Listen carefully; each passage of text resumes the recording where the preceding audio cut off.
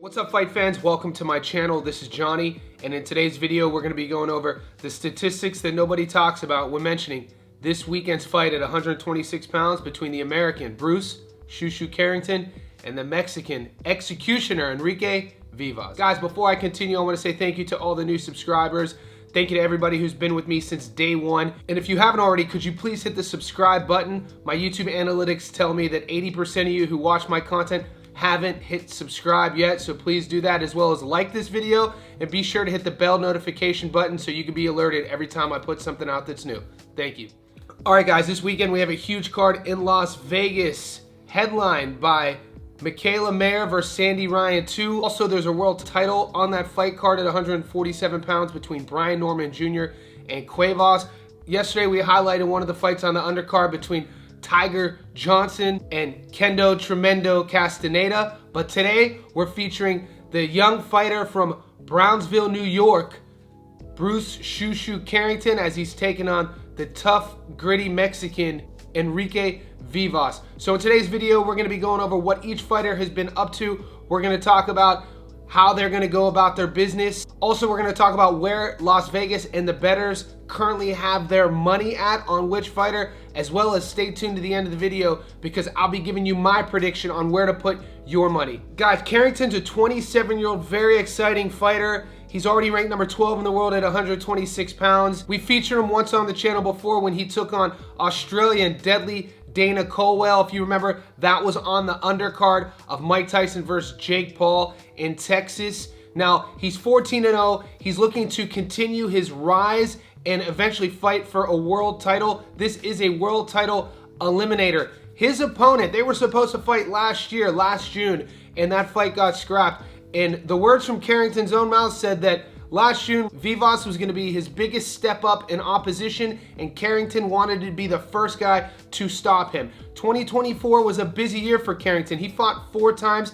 Can't say the same thing about Vivas. We only saw him fight 1 time. So the activity is on Carrington's side. Right now, I want to talk a little bit about this matchup and what you guys as fight fans can expect. Guys, going into the fight this weekend, Bruce Carrington is a massive favorite against Enrique Vivas. The fight goes down Saturday, March 29th at the Fontainebleau, Las Vegas, Nevada. The fight is scheduled for 10 rounds in the featherweight division, which is 126 pounds, which means both fighters will have to make the weight limit of 126 pounds on the day of the weigh-in. This fight is a final eliminator for the WBC Featherweight Championship. Bruce Carrington steps into the ring with an undefeated record of 14 wins, 0 losses, and 8 wins by knockout. Enrique Vivas will make his way into the ring with a record of 23 wins with 3 losses, 12 of his wins by knockout. He has never been stopped. The stats suggest Carrington has a slight advantage in power over Vivas with a 57% knockout percentage compared to Vivas's 52% knockout to win ratio. Carrington's the younger man by 3 years at 27 years old. He also has a height advantage of 1 inch and a 6-inch reach advantage. Keep that in mind later in the video. Both Carrington and Vivas fight out of an orthodox stance. Carrington is a less experienced fighter, having 12 fewer fights and made his debut in 2021, while Vivas' first professional fight was in 2014. Carrington remains undefeated as a professional, stopping 3 of his last 5 opponents.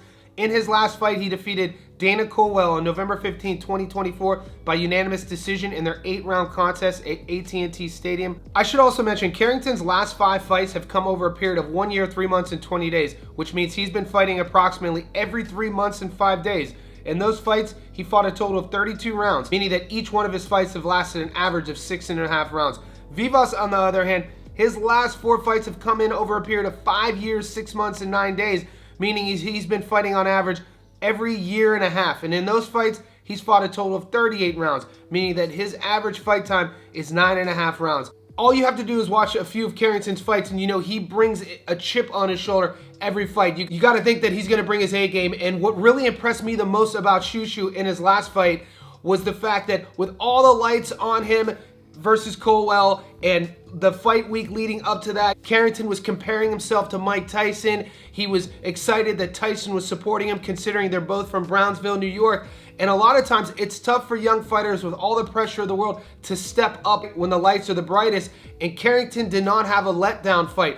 That was the best I saw him against Colwell. Colwell is a dangerous fighter, tall and rangy for the division. He's a tough out. Carrington's speed was on full display, his ring IQ, his movement patterns, and he didn't knock Colwell out, but he was a step ahead of him on every interaction, and that really impressed me. I expect to see the same, if not better, from Carrington. Right now, I want to take a closer look at each fighter's resumes. First, let's look at the executioner, Vivas. Guys, Vivas is 23-3 with 12 knockouts. He carries in the ring a 52% career knockout to win ratio. Due to his inactivity, he's not ranked at 126 pounds.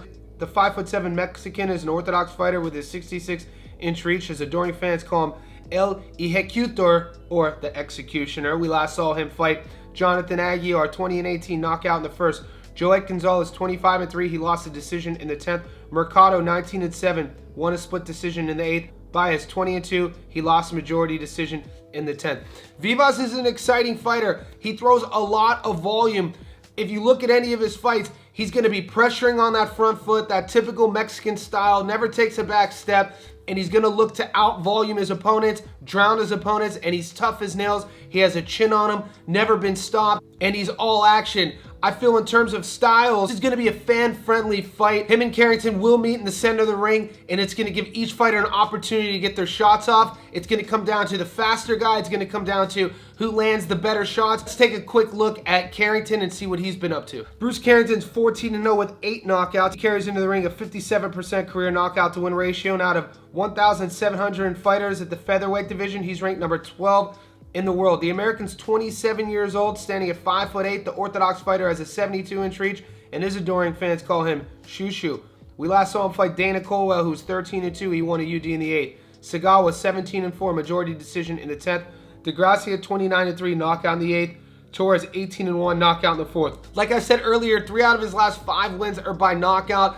He's an exciting fighter, and he wants to get highlight victories, and I feel the matchup with him versus Vivas, it'll give him the opportunity, if he plays his cards right, if he's patient enough, but he can't let rounds disappear because, like I said, Vivas's output is going to be there, but at the same time, that aggression should give Carrington the opportunity and the openings to counter and look for a big shot. When I look at these guys side by side, Carrington's going to be the younger guy by 3 years, 27-30. It's going to be that reach advantage that I feel, 6 inches, that'll give Carrington an opportunity to catch Vivas on the front foot, like I said, catch him over aggressive, and maybe backing up, catch him with something. We'll see. The pro rounds and the experience is on Vivas' side, and we've never seen him get stopped. This is why in the media leading up to the fight, you heard Shushu say he wants to be the first guy to stop Vivas, and he feels that this will be the biggest step up in competition for himself. So he wants to prove something to the boxing community. 126 pounds is an exciting division. Carrington feels with an exciting victory, he'll keep the ball moving forward and give him an opportunity to fight for a world title sooner rather than later. When we look at the odds of Las Vegas,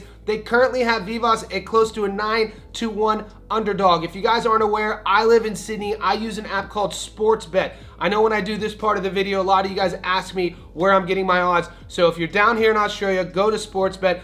$100 on the underdog will get you close to $900 in return. $100 on Carrington only gets you $9 in return. The draw pays 26-1. So if you're feeling froggy, maybe you roll the dice there. Currently, guys, the only options for me down here is the money line. So if those odds change, I'll let you know in the community section. Regarding my prediction, I think it's going to be business as usual. I think that Carrington's speed, his movement, and his ability to counter is going to be too much for Vivas. I like him to win this fight. Like I said, I can only take the money line at $1.09. So right now, I don't know if that juice is enough to squeeze to put on a parlay, but I'm predicting Carrington to defeat Vivas. In the comment section below, let me know where you're going. Also, if you haven't seen the breakdown and my prediction of another fight on this card between Tiger Johnson and Kendo Tremendo, stay tuned to the channel because that video is coming up right now.